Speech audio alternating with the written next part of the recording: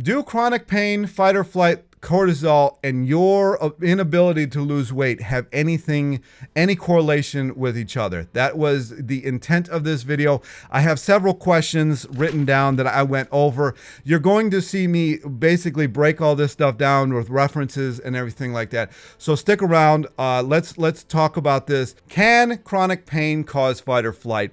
And by the end of the video, you'll have some idea of what you can do to mitigate it, manage it, maybe even get rid of it. Before we get started, I wanted to define what chronic pain is. I wanted to define what fight or flight is. And I wanted to define, as you saw in the thumbnail, what cortisol is. So here's that definition. Chronic pain that is ongoing and usually lasts longer than 6 months. The type of pain can continue even after the injury or illness that causes it has healed or gone away.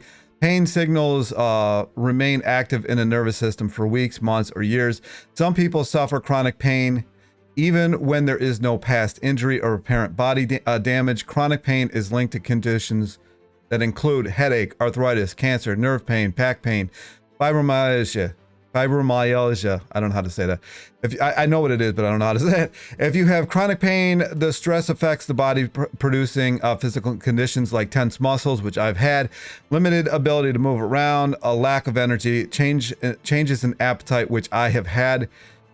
Chronic pain also causes emotional effects, including depression, anger, anxiety, fear or re-injury, a fear of re-injury. Now this one, I've dislocated my knee twice.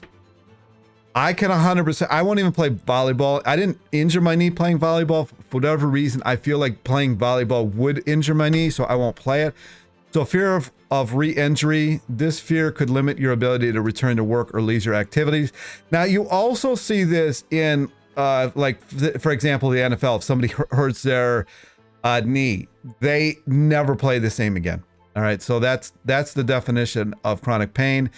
Fight or flight basically has got kind of a minimal, but it's a physiological reaction that occurs when the body perceives a threat. Now, notice this word perceives, because it's not always a threat or danger. All right, so there's a lot of perception that goes on in your mind, and you do have to, get rid of that sometimes too.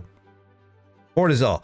Cortisol is a hormone that helps the body respond to stress and maintain many other functions. Okay, so now I'm not poo-pooing either fight or flight or cortisol, okay, because they're needed. That's the only way we made it as far as we have. Shockingly, we made it this far, is by virtue that we actually have these things. All right, so, blood pressure, blood sugar, immune function, inflammation, metabolism, sleep, wake cycle, fight or flight response. There we go.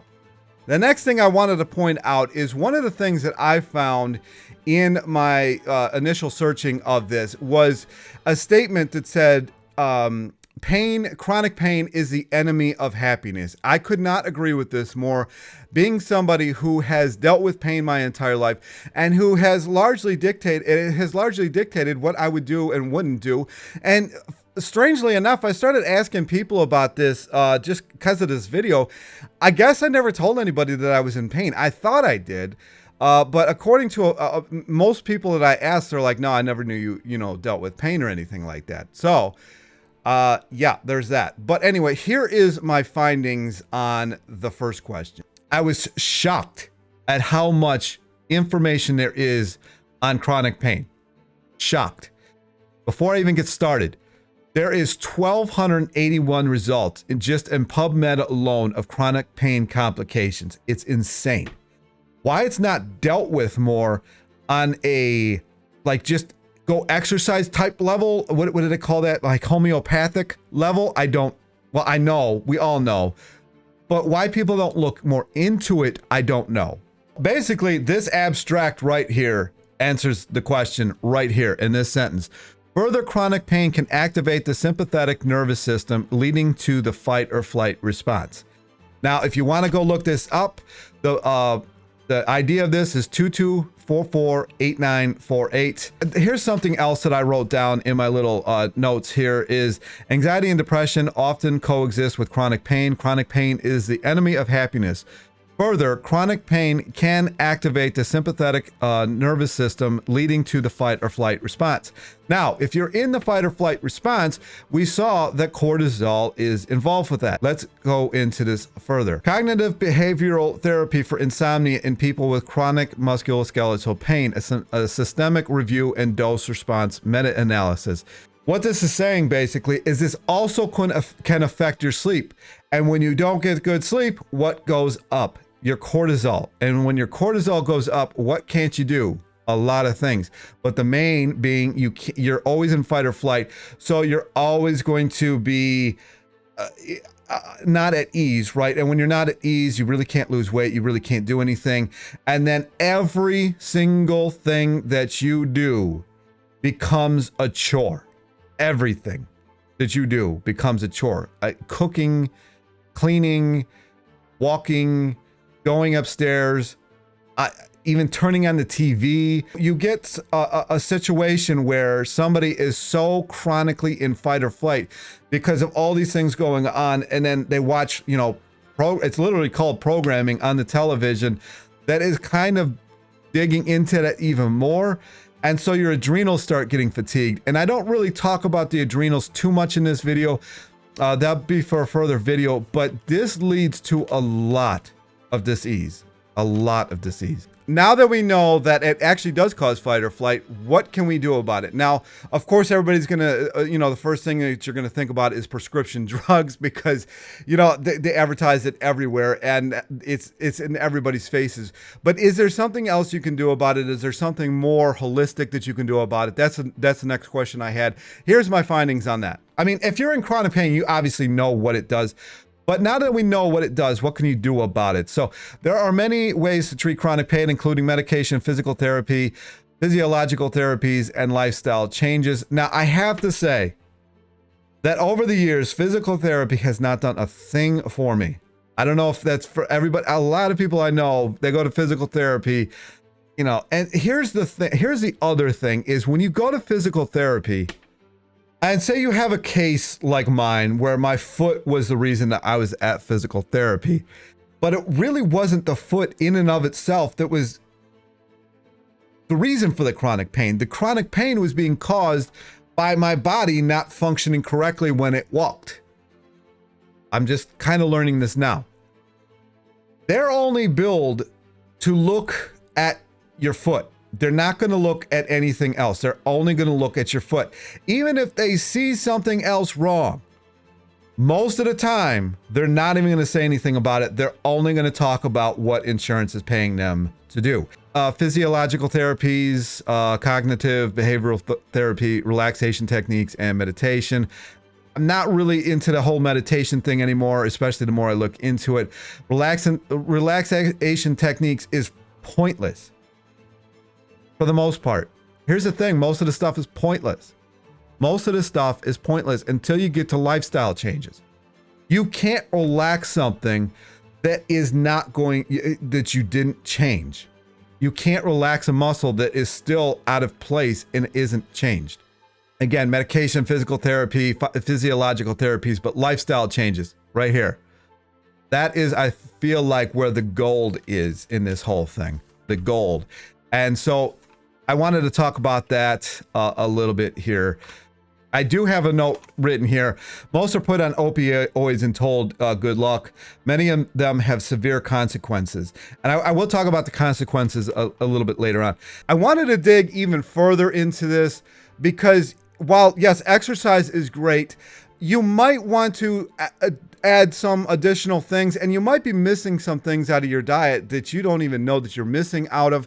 Now, before maybe you do this, again, here's I'm not a doctor, so maybe go get a blood panel done, see if you are actually low on anything before you do any supplementation. But the next question I did have is, can you take any supplements to mitigate what's actually going on, manage what's going on, maybe just get rid of what's going on altogether? If it's a mechanical issue that's causing the chronic pain, chances are you're going to have to change the mechanics of that, or try to work with the mechanics of the body as best you can to really get rid of that. But supplements might be able to help. And if you read like a book like the mucusless diet. He does talk about, like, the spine, for example. Certain spots on the spine will actually be out of place based on certain, you know, diseases that you have in the body that can be corrected by diet and in some part exercise. So you might have some of that going on, and as you go into this journey, you might notice that some of the stuff starts going away just by the fact that you are getting your biomechanics back in rhythm. Here is the answer to this question. Again, the question is, what supplements aid in I'm looking now at my notes. What supplements can aid in chronic pain relief? So here's my findings on that. And there's quite a bit, actually.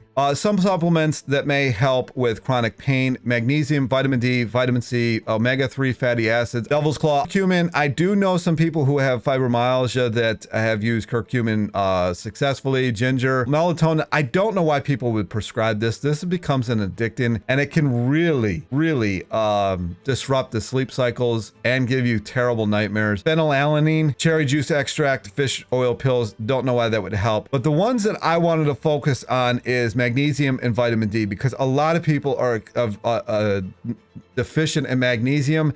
They'll get a blood test about magnesium, and the blood test will show that they have plenty of magnesium in the blood. That doesn't mean you have plenty of magnesium in your body, right? So there's a huge difference there. And vitamin D, most people are deficient in vitamin D. I don't care what diet you eat. I don't care, omnivore, carnivore, keto. It doesn't really matter. Just regular, you know, a sad diet, vegan, vegetarian, doesn't matter. Low in vitamin D. And I wanted to show a little bit of a video about that. And I wanted to kind of give a I'm kind of a conspiracy theorist, so I wanted to give the conspiracy theory about this away.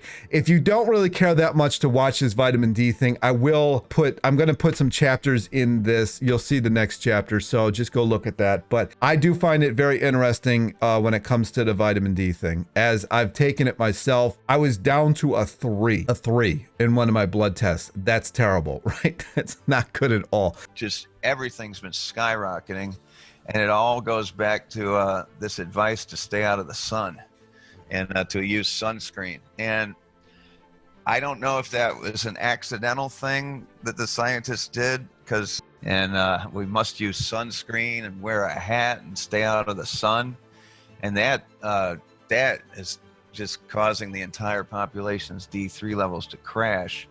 I wrote one paper, it's on my website. It's titled, Overwhelming Proof That Vitamin D3 Deficiency Causes Most Human Diseases. And it shows how it's got graph after graph that shows almost every known disease that affects people under the age of 70 has been skyrocketing since around 1980. You know, I'm not going to interrupt this one too much, but I did make a video about the link between skin cancers and the introduction of sunscreen. Like, obviously we all know about obesity, but asthma, autism, multiple sclerosis, all the cancers, pediatric cancers. I mean, I never used to hear of peanut allergies when I was a kid in the 70s, and now they're supposedly very common. Just everything's been skyrocketing. And it all goes back to this advice to stay out of the sun. Which is the dumbest advice. I don't understand it at all. And to use sunscreen. And I don't know if that was an accidental thing that the scientists did, because do you want me to go into the conspiracy theory? Go ahead. All right. So Casimir Funk in the 1920s, he's the father of all our vitamins. He discovered vitamin D3 and also a weaker form called D2 that's made by plants. Like if you shine a sun lamp on. Don't take D2. It's in mushrooms and stuff like that, which I think he's going to talk about right now. D2 has actually been known to cause issues. So don't take D2. Mushrooms, you'll get vitamin D2. That's very similar to D3. It's just weaker and it's not as safe for humans to take in. It's not safe. I wouldn't do it. High doses. I would recommend never take vitamin D2. D3 is the animal form that we make. You can actually, if you really are stringent about D3, or vegan, you can get vegan D3s. Our skin when we sit in the sun. And so basically, it was known back in the 1920s as the sunshine vitamin. Everybody started taking it. They were putting it in hot dogs and beer. This is all, you read this in my book, right? Right. Yeah. So that's the beginning of the book, is the history of this D3. And they were putting in everything. They were irradiating milk because that caused the milk to make vitamin D2. Or maybe D3 since it came from a cow, but they'd shine it on mushrooms. So basically, then people were taking, back then they were taking, a lot of people were just taking 25 milligrams a day of vitamin D3 or vitamin D. It could have been a mix of D2. That is a lot of vitamin D. Or D3. And the weird thing was, according to this one doctor who knew, he's passed away by now, but I read his statements. He said back then they were taking so much D3 that the hospitals in the 1920s became empty, and that the hospitals had been way overbuilt in the 1920s. They were trying to turn it into a profitable industry, the medical world, because most medicine had been done in people's houses up until that point. And they built all these hospitals, and we had way more hospital beds per person back then in the 20s than we do now. And they were expecting all these patients to make all this money, and the hospitals were empty. So what did modern medicine do back? Well, not modern, the 1920s scientists in medicine back then. What did they do? Did they just close up their hospitals? No, instead they recalibrated 25 milligrams of vitamin D, and they renamed it or remeasured it, and now it's 25 milligrams became 1 million international units. And they told everyone, do not take more than 400 units a day, or otherwise it's dangerous. And they had a few weird studies they pointed to where some animals were killed with high dose D. Okay, this is a long video. I don't want to listen to this whole thing. I don't want because this isn't about vitamin D, this video. But he does go on to say that it becomes like a chiropractor. It basically reformulates the skeleton of the body. And a lot of chronic pain is caused by the leaching of calcium, the minerals from the bones, to neutralize how toxic our diets are these days and how toxic the environments are. And the reason that I'm showing this vitamin D thing is because a lot of the chronic pain that you're seeing these days is coming from the fact that we have more brittle bones. Our immune systems are crap, which immune system is basically just the lymphatic system and the liver and a couple of other organs and the intestines. That's your immune system. They can't function correctly without vitamin D, and a lot of this. So a lot of the toxins that we're getting are making it so we're leaching a lot out of our bones, our skeleton, and that is causing a lot of the chronic pain because it's a downward spiral. If your structure's falling apart, you're gonna be in pain. So that's why I'm showing this. Onward and, to the next thing here. I wanted to dig deeper into the second question I had. Can exercise in and of itself kind of get rid of chronic pain? Now, this is not going to be for everybody, but for certain people, can it actually get rid of chronic pain for you without you doing anything else? Here's my answers to that question. Again, I couldn't find a lot, but I did find a little bit. We included 21 reviews with 381 and with reviews with 381 included studies. 37,143 participants of these 264 studies, 19,642 participants examined. Exercise versus no exercise. If we go down to here, the quality of the evidence examining physical activity and exercise for chronic pain is low. Reason for this, doesn't make any money. So why would they study it? This is largely due to a small sample size and potentially underpowered studies. A number of studies had adequately long interventions, but planned follow-ups was limited to less than 1 year in all but 6 reviews. So again, like I said at the beginning of this, there's not a ton here. And again, it doesn't sell drugs. So they're not going to put a lot of money into reviewing it. How walking can help people with chronic pain. If we dive into the multitude of benefits that walking can offer to someone with chronic pain, it won't be long before you're convinced that there's almost nothing that walking can't do for you. Now, again, if you can't, walk, like for example, when I had my ankle replaced, I couldn't walk for like 2 months. Yeah, if you're in that situation, then you're in that situation. But this is a good read. This is one I'm going to link here. There's no need to read all of this, but first off, walking improves blood flow and circulation. When blood flows better to the muscles, tendons, ligaments, and all the other parts of the body that may be experiencing pain, it carries nutrients along and it replenishes them. While washing away lactic acid that's built up, lactic acid can cause pain, especially in the muscles. So this is a great for pain relief. The increased blood flow that comes from walking is critically important to decreasing stiffness and improving range of motion. That is a huge issue. So like people are really stiff, so they don't want to walk, right? But once you start walking, it will help you. Now, will you get stiffer after you're done walking? Probably. It's just something that you have to keep doing. And so I wanted to include that. I also wanted to include this. It is the bellicon. Anybody knows that I'm a Cellerciser fan, but I do find this interesting. Again, if you don't feel like watching this part, I will just, put a timestamp. I work here with manual medicine in Schipheim, which is Switzerland and Entlebuch.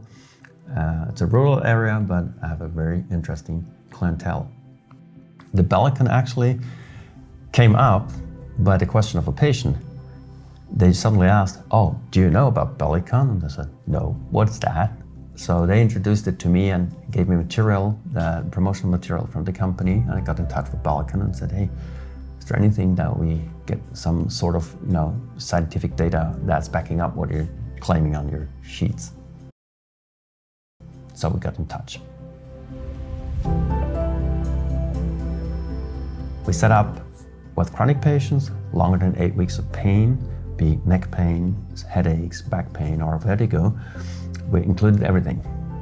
So we said, okay, it has to be chronic, and we wanted to put them on an active program, 5 to 10 minutes a day for 3 months. And we also thought about how can we make that measurable. So I took some orthopedic tests, and we took questionnaire, and also Western back pain questionnaire, which is validated internationally. And we set out, got the patients, had 25 going through those 12 weeks, and we collected data. The results of the study were surprising because we were really open. The most surprising part to us was orthopedic testing could not measure any change, but the back pain questionnaire clearly showed that the pain intensity, the level, significantly dropped. And the most surprising part was the drop was in the area which was activity of daily living, so and fear of that. So the patients were actually enabled. So that goes back to people having fear of re-injury. To get back into their daily activities, which in the long term is the key issue, to keep them well functioning, quote unquote. And by using a bellicon, I have a tool that helps the patient on their own to keep that better motion longer available to the body to use it. Because it decreases tension and it relaxes, possibly due to the nice swinging motion that really decreases tension. And if tension increases over a level of too high, then oftentimes we get pain. So by decreasing tension, we reduce the risk of running into pain. So when they do that, they prolong the effect of what I do on my part to help them feeling better. The change that's perceivable by patient is very wide. Most people say it's a pleasure to use it because it just gives a good sensation of pleasure using it. And most people feel that their pain decreases, that they're having less tension.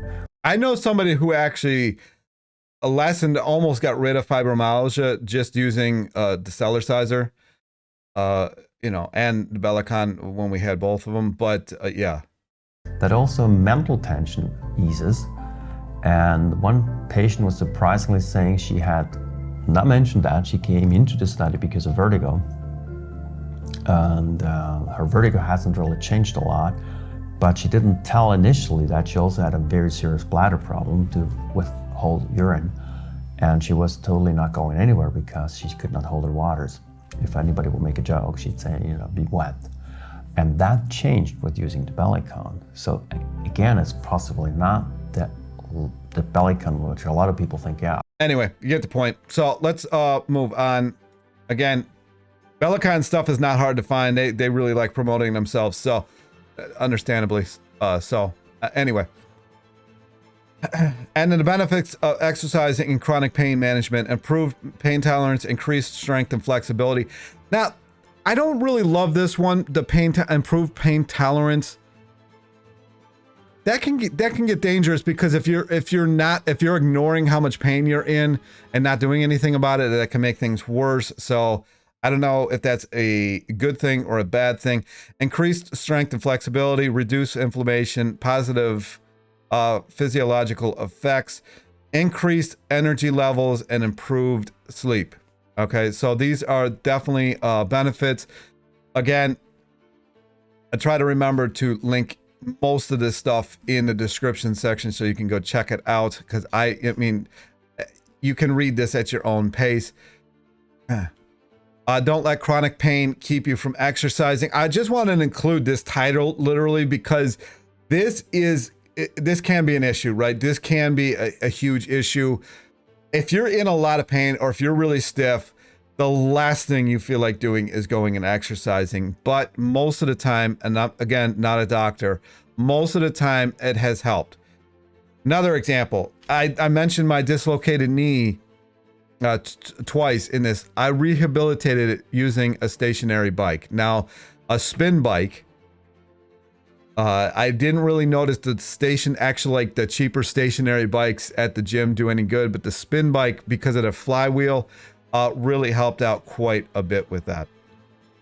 And that is it for that section. It's one of those things I really highly suggested you go try it for yourself and see if exercise really helps you, along with the supplementation before. And again, not a doctor, not giving advice, but this is what I would do before I would ever do anything that the doctors were telling me to do, other than maybe physical therapy. And as you see, there's not a real solid answer to that question, that, you know, can exercise get rid of it? But it's something I would say is worth trying. Now, coming from somebody who's been in pain his whole life, I understand what this is asking you to do, because it is a lot, right? Like for me, for example, from 99 to 2001, actually from 99 into 2000, I lost a substantial amount of weight, and because I went walking every night for an hour. I was in so much pain after that walk, though, that there were times where I would throw up. And actually, there was one time that I had a pair of glasses on, and I was, my parents had bought a treadmill for whatever reason. I don't know. It's still, to this day, I'm the only one that really ever used it. And I was walking on it, and I had a drop of sweat go onto my glasses. And I kept trying to wipe it off while I was walking. I'm like, oh, screw it. You know, so I threw my glasses, because I can see enough without my glasses on. So I took my glasses off. I threw them off on the couch. I said, I'll clean this off after I'm done with my walk here. And after I did this, or after I got off the treadmill and I got over to my glasses, I realized my sweat was so acidic that it actually ate a hole through my lens. So this also leads to a couple other questions that I actually have for a further video. Can chronic pain cause the lymphatic system to not work properly? Now, that's a question that I'm not going to answer in this video, but I will look for that. I'm going to answer that question in another video. And a third part of how people manage chronic pain, obviously, is prescription drugs. And I wanted to look into, does prescription drugs raise estrogen and cortisol? Because if it does, this would be another reason that you have it, number one. And B, if you are somebody who has weight issues, this would be another reason that you have weight issues. So I wanted to look into that. I will put a caveat out there. I didn't find a ton on how it affects estrogen, but cortisol I did find a decent amount. So here it is. It actually lowers the cortisol to a level called opioid-induced adrenal suffering, where the adrenal glands don't produce enough cortisol due to the suppression of the hypothalamic pituitary adrenal. Interesting, it has been linked to, okay, so here's the thing.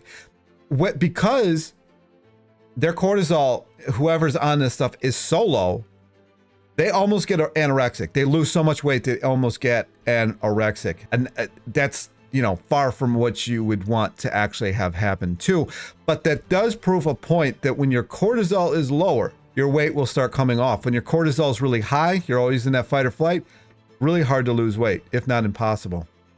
So right here, again, we're using PubMed, but all patients treated with long-term opioid therapy should be assessed for OIAI, particularly those who experience symptoms of weight loss, fatigue, lethargy, and nausea. Secondary adrenal insufficiency is associated with diminished work capacity and reduced quality of life.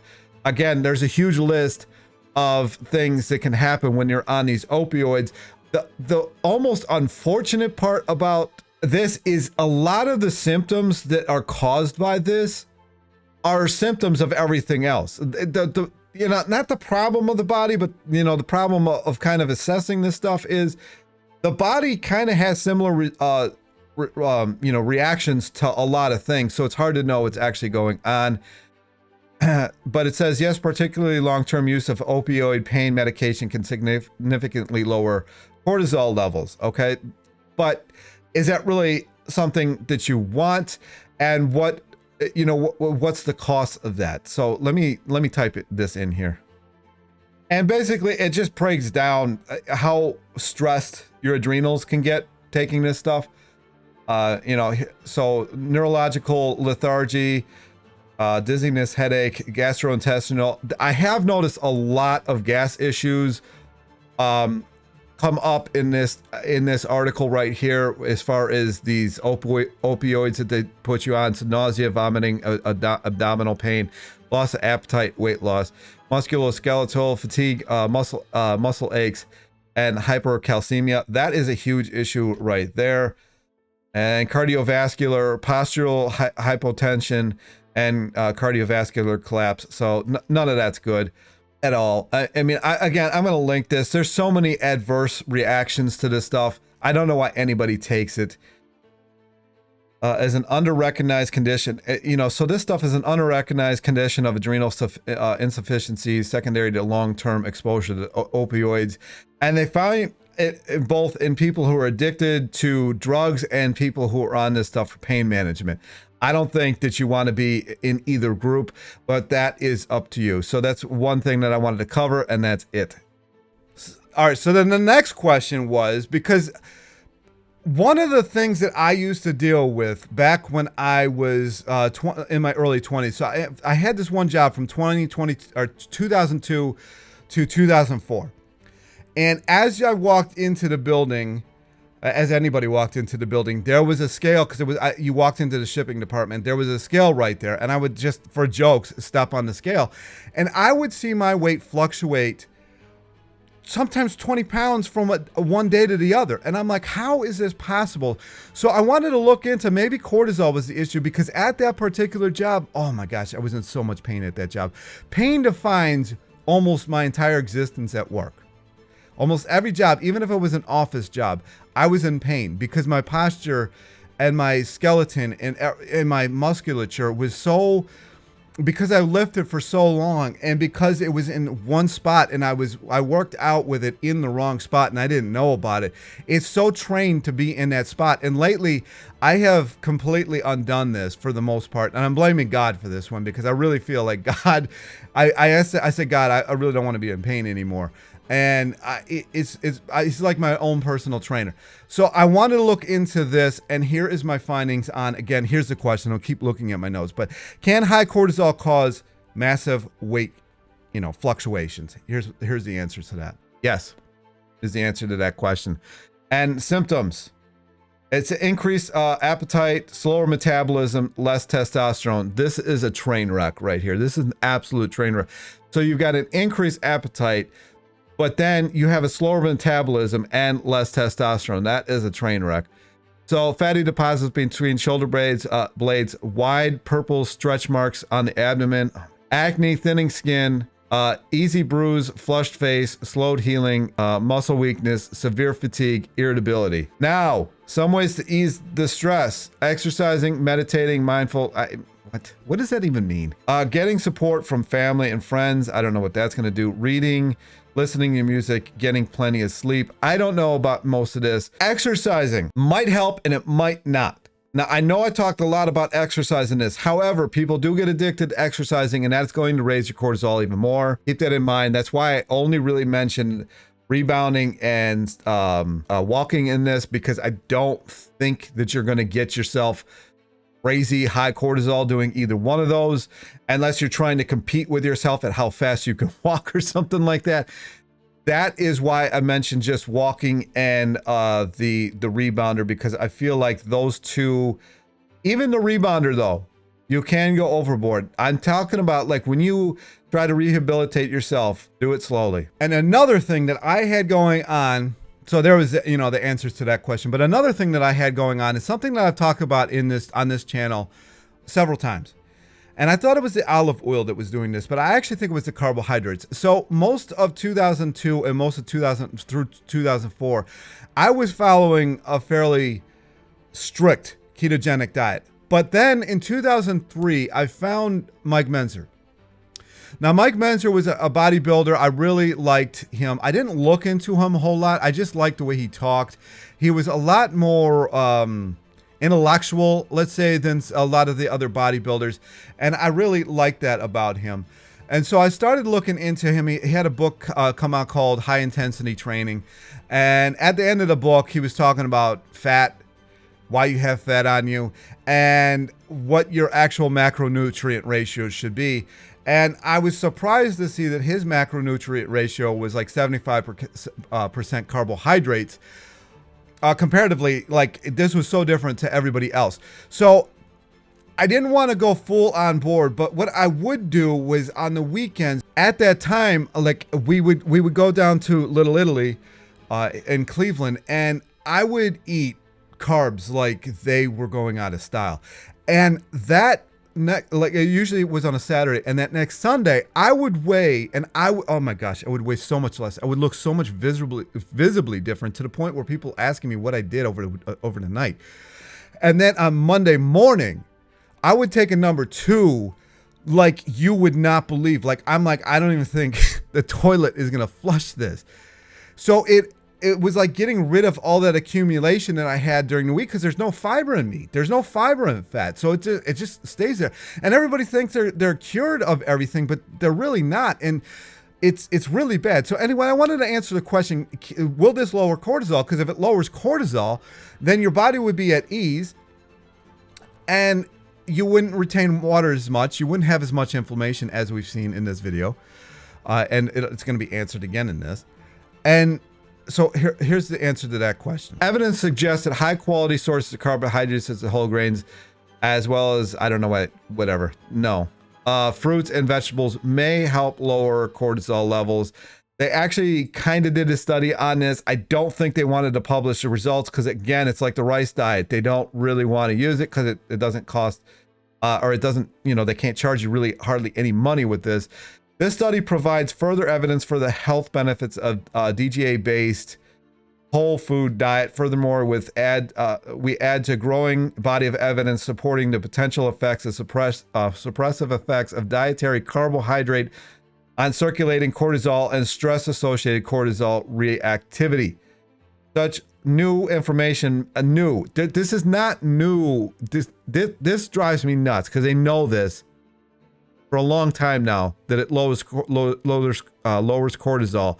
If you go to Hydute, I think it's hydute.me. This is Georgi Dinkoff. I've interviewed him twice. There's a lot of evidence. Sugar and carbohydrates lower cortisol. Let's see. Sugar, cortisol. There's more. Too older. I mean, there's a lot on how to lower your cortisol just with plain sugar or glucose. Maybe I should have typed in glucose, fructose or sucrose, whatever. And I just wrote down, yes, it would seem that it had an effect. Okay, here's the thing. They tried really hard to make it look like it doesn't have an effect, even though the charts show that it did in that study. The charts in that study show that it had effects. This shows that it had effects on the, you know, the cortisol. It lowered the cortisol. What's cheap? Sugar. What's not cheap? Medications, if you can call them that. They're drugs. I find it very interesting that on Google, every question that I had asked it prior to this, it would answer. But when I asked this specific question, it turned itself off. I find that really odd. It's like they don't want us to know the truth about carbohydrates and what it actually can do for the body. They don't want us knowing the reality of the situation that we're in. They don't want us knowing this. So I do find that I find it odd, and I wanted to point that out. And that is all the questions I had. I took way more notes than I usually do. Hopefully this video helped you. So yes, there is stuff that you can do about your chronic pain, and I have been in pain my entire life. I can really say that as I'm walking through, literally walking for the first time correctly, and actually not having any pain whatsoever. Matter of fact, I have so much apprehension going to walk, or like just walk out here, or if like I want to go to the lake and walk around there, that I actually have to train myself now to realize that I'm not going to be in pain. I have to kind of manage my like cortisol levels basically just to go take a walk, because of how much I dealt with back in the day.